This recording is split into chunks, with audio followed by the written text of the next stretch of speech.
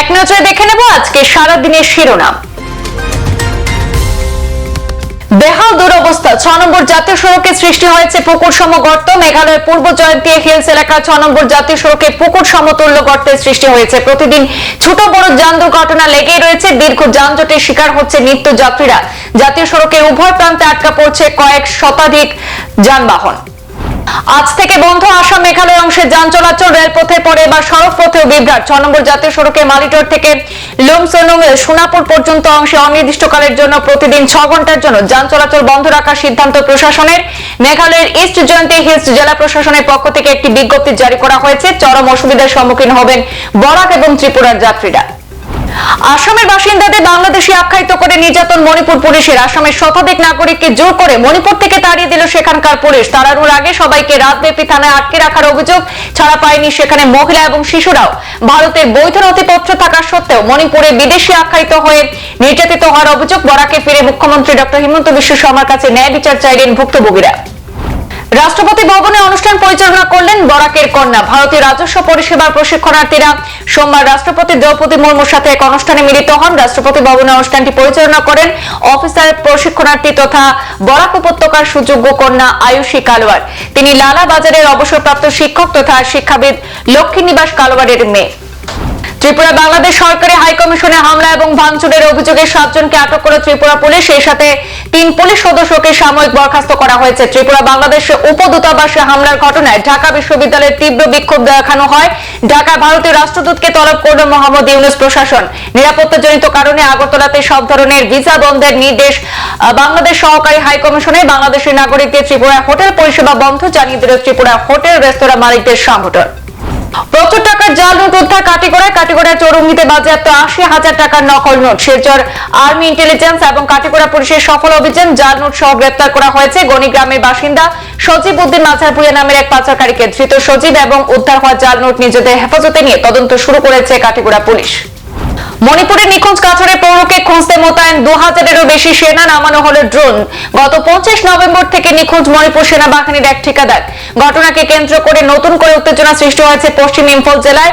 লাইশরামকে খুঁজতে তল্লাশি অভিযান শুরু করেছে সেনা, পুলিশ এবং আধা সামরিক বাহিনীর যৌথ দল। নামানো হয়েছে ড্রোন, হেলিকপ্টার, প্রশিক্ষিত স্নিপার কুকুরও।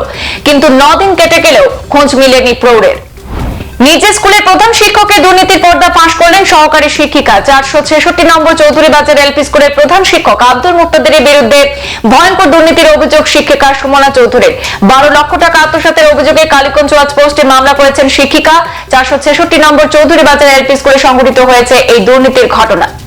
করিমগঞ্জে দিল্লি পুলিশের বিশেষ অভিযান। এক যুবকের হাতে হ্যান্ডকাপ লাগিয়ে পুলিশের অভিযান। দিল্লির ইন্দিরা গান্ধী আন্তর্জাতিক বিমানবন্দরে আটক করা হয় বাংলাদেশি যুবককে। আটক যুবককে নিয়ে আসা হয় করিমগঞ্জ সদর থানায়। ধৃত যুবক বাংলাদেশি যুবক হিসাবে জানা গেছে। অবৈধভাবে সীমান্ত পেরিয়ে ভারতে প্রবেশ করেছিল সেই বাংলাদেশি যুবক।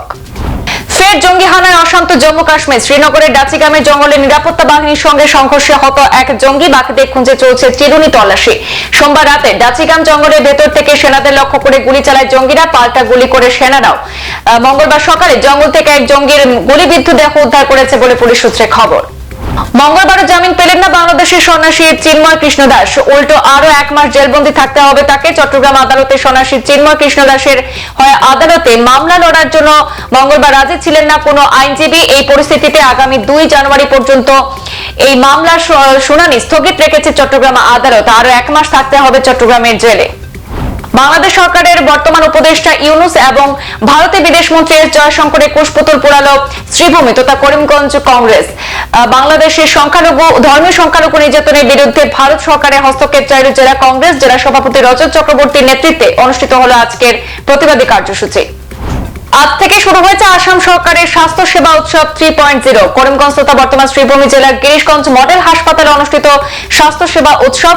স্বাস্থ্য উৎসবের প্রথম দিনে গিরিশগঞ্জ মডেল হাসপাতালে পরিকাঠামো দেখে খুশি ব্যক্ত করেন সদর সার্কেল অফিসার তথা এক্সটার্নাল জয় খ্রিস্টিয়ানা এন গামলাই।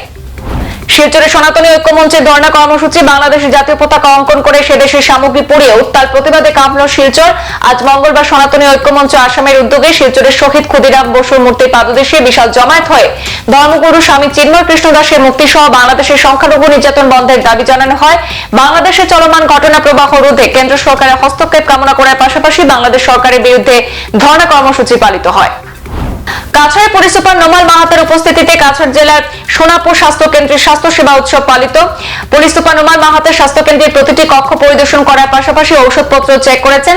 স্বাস্থ্য কেন্দ্রে যাতে রোগীরা এসে হেনস্থার শিকার না হন সেই বিষয়ে খেয়াল রাখতে চিকিৎসকদের আহ্বান জানিয়েছেন পুলিশ সুপার।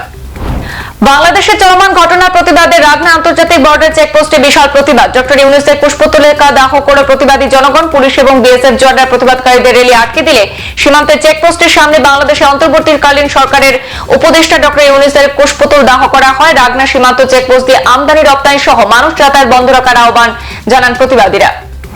নির্বাচনে জয়ী হওয়ার পর ধলাই এলাকায় চষে বেড়াচ্ছেন নবনির্বাচিত বিধায়ক নিহার রঞ্জন দাস। ধলাই বিভিন্ন জিপিতে গিয়ে নির্বাচনে কঠোর পরিশ্রম করে জয়ী করায় বিজেপি কার্যকর্তাদের উত্তরীয় পড়িয়ে সংবর্ধনা জানান বিধায়ক নিহার রঞ্জন দাস। শুধু দলীয় কার্যকর্তা নয়, প্রবীণ ব্যক্তিত্বদেরও সম্মান জানিয়ে আশীর্বাদ নিচ্ছেন। পাশাপাশি পঞ্চায়েত নির্বাচনকে সামনে রেখে বিজেপি কর্মীদের মাঠে ঝাঁপিয়ে পড়ার আহ্বান জানিয়েছেন। রাজাটিলা প্রাথমিক স্বাস্থ্য কেন্দ্রে পালিত স্বাস্থ্য উৎসব। কাটিগড়া আওতাধীন জালালপুর ব্লক এলাকায় আওতাধীন রাজাটিলা প্রাথমিক স্বাস্থ্য কেন্দ্রে শিলচর মেডিকেল কলেজ হাসপাতালের অ্যাসোসিয়েট প্রফেসর ডক্টর জয়দীপ রায়, সহকারী বাস্তুকার অমিত কুমার দাম সরকার তরফে সমস্ত খুঁটিনাটি পরীক্ষা করে নিজেদের অভিমত ব্যক্ত করেছেন। আজ বন্যা পরবর্তী সময়ে লক্ষ্মীপুর এলাকার বিভিন্ন গ্রামে বিভীষিকাময় পরিস্থিতি মোকাবেলা করতে সাহায্যের হাত বাড়িয়ে দিয়েছে এমেরিক্রাস ইন্ডিয়া ফাউন্ডেশন। পাবদা গাঁও পঞ্চায়েতের আওতাধীন কাপ্তানপুর অষ্টম এবং নবম খণ্ডে প্রায় 170টি পরিবারকে ফ্লাড রেসপন্স কিট বিতরণ করা হয় তিলকা চা বাগানের খেলার মাঠে। বিশ্ব দিব্যাঙ্গ দিবস উদযাপন করা হলো বিলোনিয়া বিকেআই মাঠে। দক্ষিণ জেলা ভিত্তিক এই দিবস উদযাপন করা হয়েছে জেলা পরিদর্শক সমাজ কল্যাণ দপ্তর এবং যুব ক্রীড়া কল্যাণ দপ্তরের যৌথ উদ্যোগে। উপস্থিত অতিথিরা চারা গাছে জল সিঞ্চনের মধ্য দিয়ে বিশ্ব দিব্যাঙ্গ উৎসব উদযাপনের অনুষ্ঠানের সূচনা হয়। এদিন অনুষ্ঠানে দিব্যাঙ্গদের নিয়ে বিভিন্ন খেলার প্রতিযোগিতাও হয়। শিরোনাম এই পর্যন্তই। পরবর্তী অন্যান্য বিস্তারিত খবর পেতে চোখ রাখুন পূর্বাঞ্চল প্রতিদিনে। ধন্যবাদ।